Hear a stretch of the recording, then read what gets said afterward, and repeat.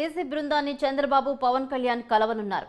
రా కదలిరా కార్యక్రమానికి సంబంధించి కలవనున్నట్లు తెలుస్తోంది. అయితే వెంకటగిరిలో ఈ నెల 9న జరగాల్సిన బహిరంగ సభ వాయిదా పడ్డట్టయితే తెలుస్తోంది. అదే రోజు ఉదయం విజయవాడకు సిఎసి బృందం రానుంది. రాష్ట్రంలోని ఓట్ల అక్రమాలపై ఈసీ దృష్టి సారిస్తున్నట్టు తెలుస్తోంది. ఇరు పార్టీల అధినేతలు కూడా కలవనున్నారు.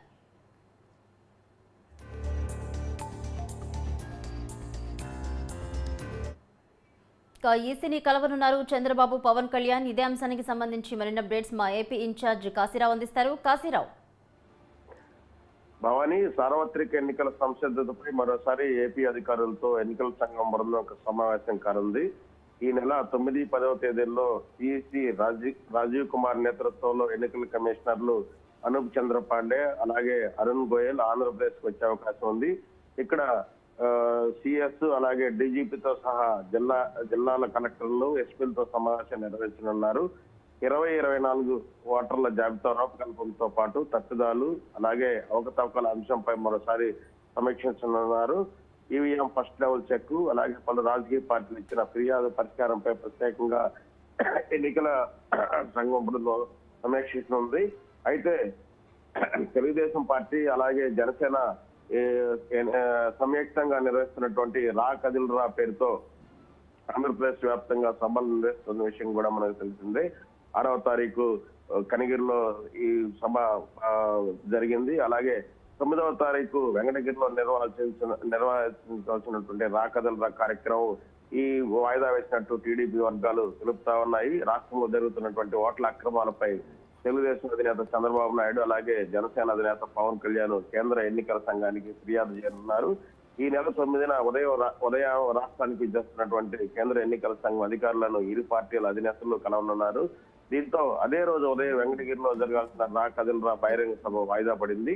అయితే 9వ తేదీ మధ్యాహ్నం కర్నూలు జిల్లా ఆలగడ్డలో జరిగే బహిరంగ సభ మాత్రం యథావిధిగా కొనసాగుతుందని చెప్పి పార్టీ వర్గాలు తెలిపాయి. అలాగే కాశీరావు, అంటే రా కదిలిరా కార్యక్రమం వాయిదా పడ్డ నేపథ్యంలో కలవనున్నారా, లేకపోతే ఓట్లకు సంబంధించి అక్రమాలు ఉన్నాయి వాటికి సంబంధించి ఏమైనా కలవనున్నారని అనుకోవచ్చా? అలాగే అధికార వైసీపీ కూడా ఏమైనా కలిసే అవకాశం ఉందా?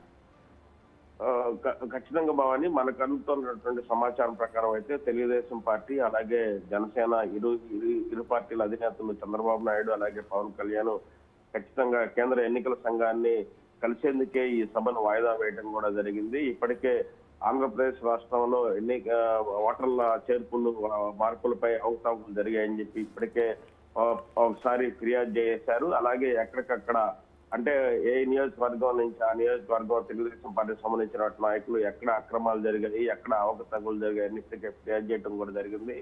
గతంలో ఉమ్మడి ప్రకాశం జిల్లాలో పర్చూరు నియోజకవర్గంలో అవకతవకలు జరిగాయని చెప్పి అక్కడ స్థానికంగా ఉన్నటువంటి ఎమ్మెల్యే ఏలూరు సాంబశివరావు అవకతవకలపై ఫిర్యాదు చేయడం కూడా జరిగింది.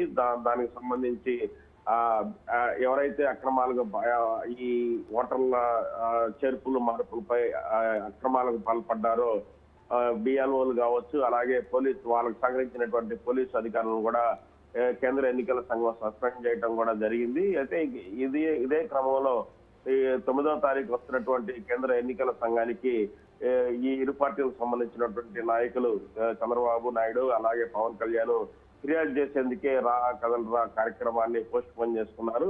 అయితే ఆ రోజు పోస్ట్ పోన్ చేసుకున్నటువంటి వెంకటగిరి సభని ఎప్పుడు నిర్వహించాలి ఏందనేది తర్వాత చెప్పే పరిస్థితి అయితే ఉంది Bhavani. Right, thank you Kasirao.